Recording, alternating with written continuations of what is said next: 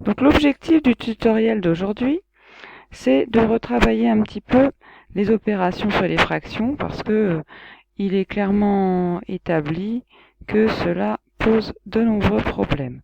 Donc je vais essayer de réexpliquer un petit peu et puis on verra si ça suffit ou si ça ne suffit pas. Vous pourrez vous entraîner un petit peu. Donc la première règle concerne l'égalité de fractions. C'est la première chose à savoir faire pour tout le reste. Donc la règle, c'est que si on multiplie le numérateur et le dénominateur d'une fonction par un même nombre non nul k, on obtient une fonction qui est égale à la première. L'idée, c'est qu'en fait, si je repartage le gâteau, si je repartage toutes les parts de la même façon, je vais multiplier aussi le nombre de parts que j'obtiens.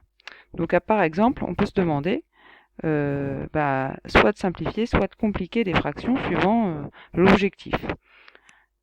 Donc, par exemple, 5 septièmes, si je veux le mettre sur 35, je cherche le rapport entre 7 et 35.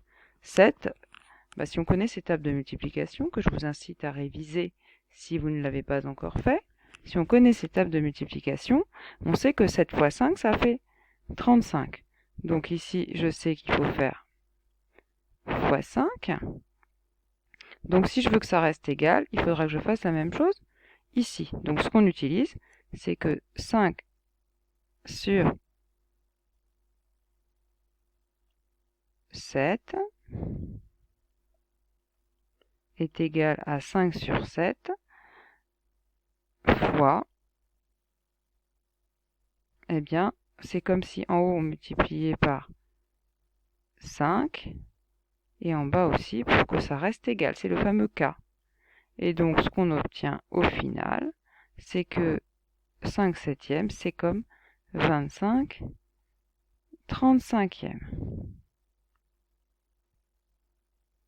Voilà. Et donc ça, c'est la réponse à la question posée. Donc là, on a un peu compliqué la fraction, mais on verra que parfois, c'est ça qu'on veut faire. Donc après, on peut aussi se demander, je veux absolument avoir 100 au numérateur ici, et j'ai 5. Est-ce que je sais faire, est-ce que je peux trouver le dénominateur? Même stratégie, il faut trouver un nombre k qui permet de passer de 5 à 100. Si vous savez là encore, vous savez que 5 fois 20, ça fait 100. Vous savez que 5 fois 2, ça fait 10. Donc 5 fois 20, ça fait 100. Donc on va dire que 5 septièmes est égal à, on va mettre 5 fois 20 sur 7 fois 20. Je mettrai le fois 20 juste après. 5 fois 20, ça fait 100. Et 7 fois 20, 2 fois 7, ça fait 14, donc 140. Donc on est sur 140 et je rajoute le fois 20 comme promis. Donc on a multiplié par 20. 20, c'est notre k dans la formule. Voilà. Et effectivement, ça fait aussi 10 sur 14, mais là n'est pas la question. La question, c'était d'avoir 100 en haut. Je ne sais pas pourquoi, mais voilà, c'était ça la question. Donc, si on veut ça, on sait le faire. Alors maintenant, là, on était plutôt dans l'idée de compliquer l'expression. Là, on va plutôt se demander sous forme irréductible, c'est-à-dire de façon à ce que il n'y ait plus possibilité de simplifier, c'est-à-dire que il n'y ait plus de table commune entre 153 et 36. Donc l'idée, c'est 36, on sait que c'est, normalement, vous savez tous que 36, c'est 6 fois 6. Donc ça, c'est ce qui me vient à l'esprit, la première chose qui me vient à l'esprit. Et puis il y a aussi 4 fois 9, si vous connaissez vos tables, ce qui est logique. Donc c'est les deux façons bien connues dans nos tables de multiplication. Donc l'idée, c'est que 153, il faudrait dedans trouver soit du 2, il n'y en a pas, hein. C'est pas un multiple de 2, c'est pas un nombre pair. Donc c'est impair, donc il n'y a pas de multiple de 2, donc déjà il n'y aura pas de simplification par 2. Alors j'ai pas très bien écrit, mais vous comprenez. Et puis, est-ce que c'est multiple de 3, voire de 9? Donc ça, multiple de 3, vous vous souvenez des règles?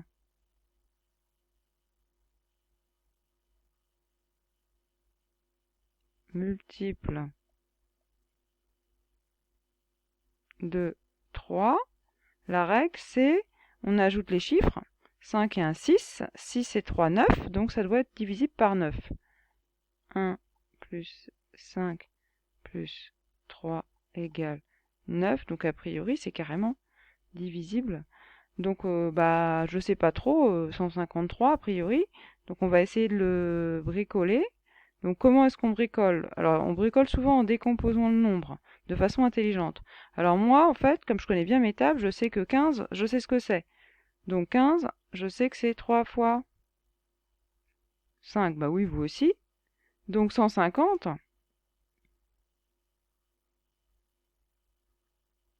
bah c'est 3 fois 50. Et 3, bah c'est 3 fois 1.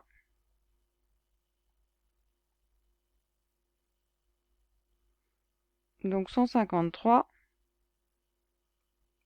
bah c'est 3 fois 51. Et comme on l'avait déjà dit, 5 plus 1, ça fait 6. Donc on est encore dans la table de 3. Donc on peut encore trouver ça comme multiple de 3. Ce qui nous permettra d'avoir un multiple de 9.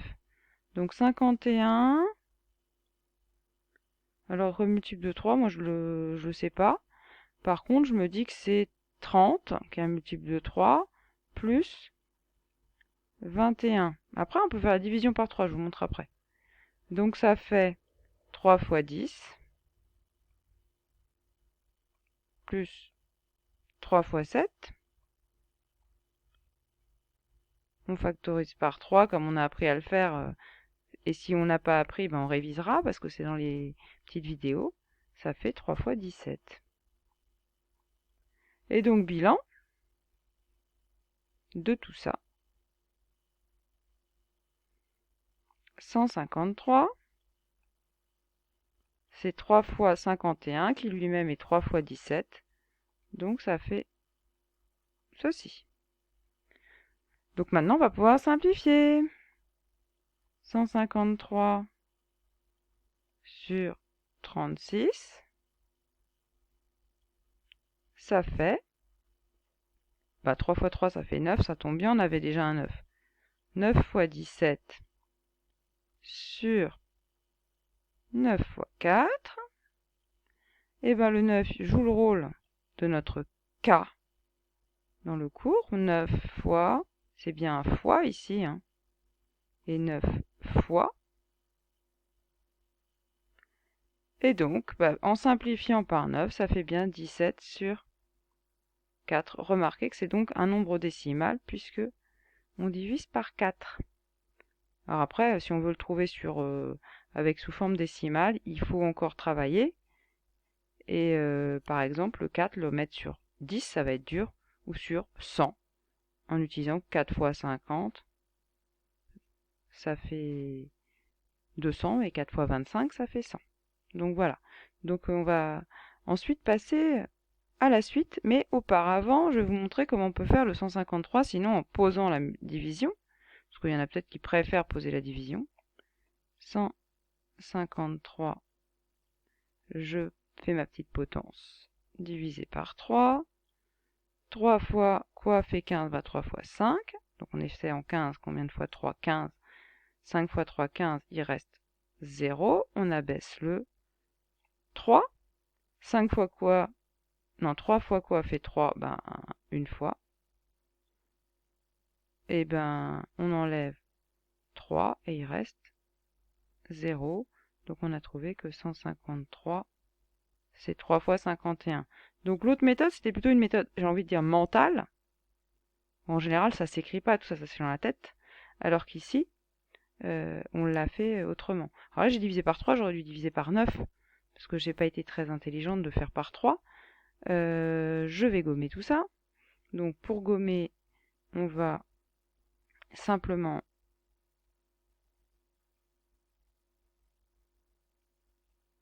hop, je recommence. Donc je vais diviser par 9.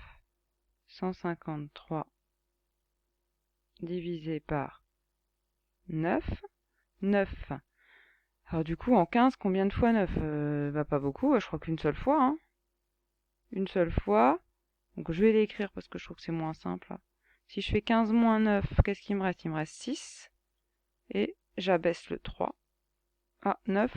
Vous savez dans quelle table c'est, non? Bah oui, 7 fois 9, 63, si vous connaissez vos tables. Donc là, j'enlève 63. Il reste 0.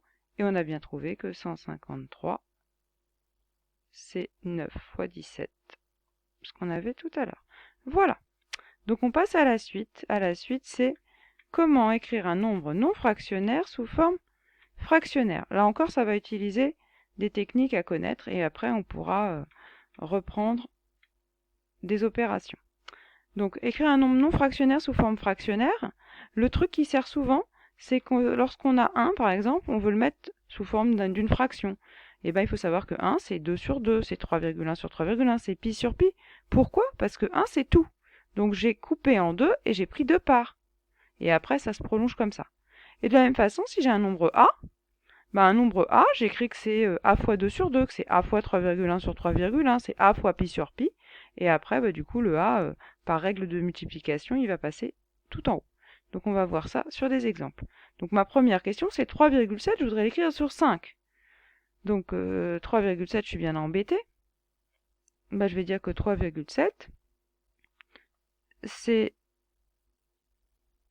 3,7 fois 5 sur 5, si je le veux sur 5. Et ensuite, la règle, c'est que quand on multiplie, on fait 3,7 fois 5 cinquièmes, ça reste des cinquièmes. Et le 3,7, il va être multiplié par le 5. Donc ça va nous faire 3,7 fois 5 sur 5. Et maintenant, il faut calculer 3,7 fois 5. Alors, est-ce que vous avez une technique rapide pour faire fois 5? Il y en a une qui marche très bien souvent. Fois 5, il faut dire qu'on fait fois 10.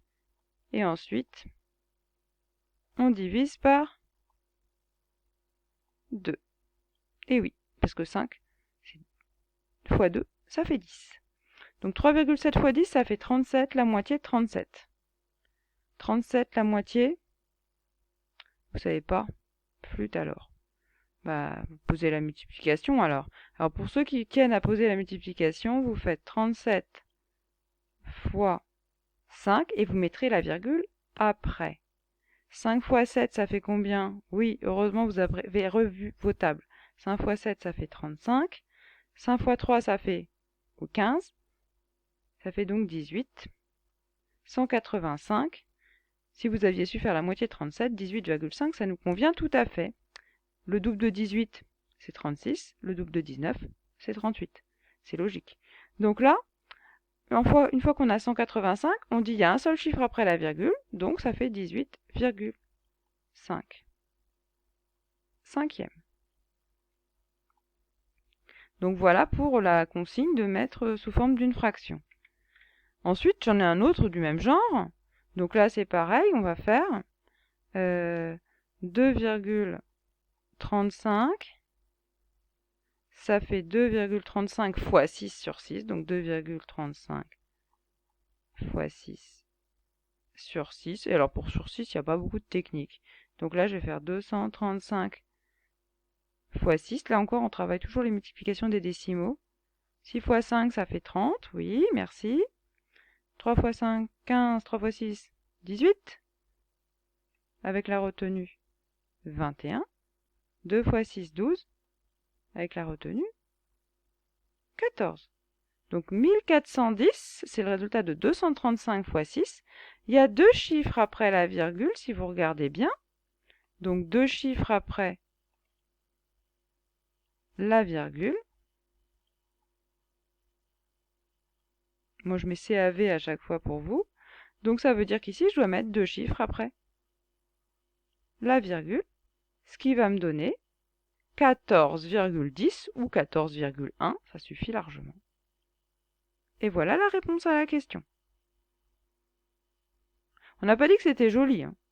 Et donc, dernier cas intéressant dont on doit s'occuper, c'est ici déjà, quand on a du sur 100 et du sur 1000, du sur 10 sur 1000 qu'on voudrait obtenir, écrire sous forme d'un pourcentage.